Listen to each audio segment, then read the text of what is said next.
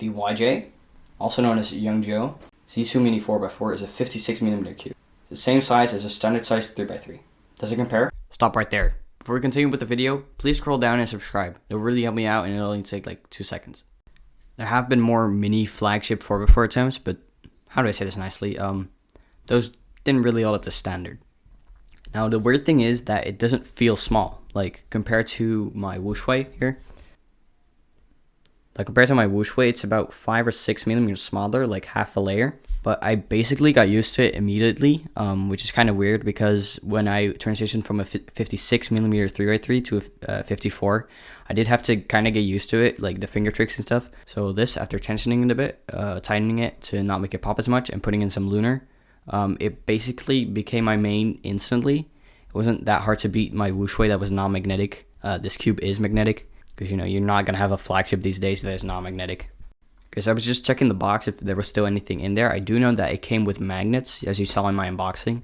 It also came with this cube stand that you had to put together. And then I randomly see this guy on the front, and he's holding a 2x2. Like, what? Does YJ make 2x2s? Oh, that's right, the MGC. Okay, so before I continue, I do want to say that if you do have bigger hands, my hands are fairly small, you will not really have a good time with this cube. Even though it performs really well, you might want something like a ZhiSu WRM or the YJ MZC, which are just bigger variants. Some people have compared this to the MGC, and they say it feels really similar. So if you do have smaller hands and want to buy a cheaper cube, buy this one. This is only like $13. The YJ MZC, I believe, is like 20 something. I'll have the exact number up here on screen. Okay, so now let's get into some highlights of the cube. Many people have been praising it for its corner cutting, which I agree with. It can go up to around 40 degrees, which is insane.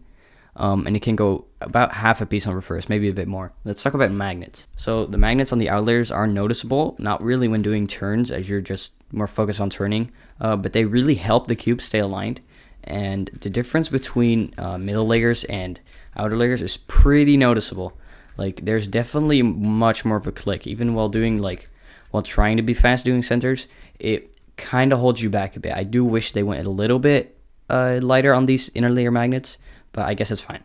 You can still do payload power very fast. It's not like it's a really a speed breaker.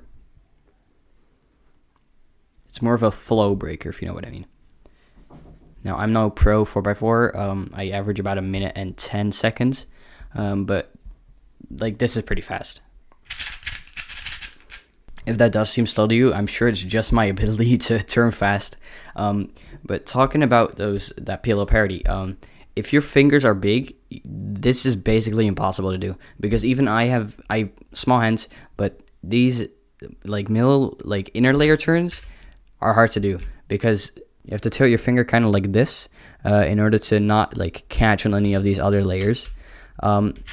Which, I mean, you also have to do on other cubes, but not so much because these layers are much bigger, compared to the YJ.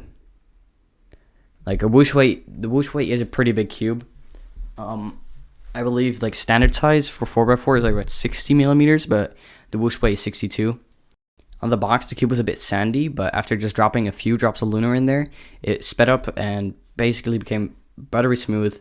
And just after some break-in, it really, you can turn fast. Just look at this.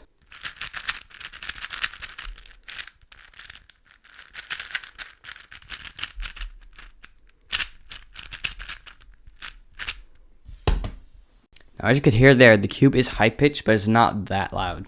I don't really disturb anyone while cubing with this thing. At least I don't think so. They should probably tell me. The cube did come a bit loose out of the box, so I had to tension it. One tip though, do not take it all apart. You will really have a bad time. It's so small you can't really hold the inner layer together while putting the actual pieces in. I spent 3 hours just putting this thing back together, but I have a tip. Just take out 2 opposite edge pairs so you're left with this. Then just slide the centers out of the way, and there you have the screw. Actually, wait, no, you can just put the screwdriver right in here, but that tip is for when you want to lube the core. Yeah, it just completely messed it up. If you want to lube the core, get the centers out of the way, and then lube it. Just unscrew the bit, lube it, and then rescrew it, because don't take it apart. This is definitely the best performing budget 4x4 on the market. It performs absolutely great for the price of $12. Links will be down below. I'll see you later.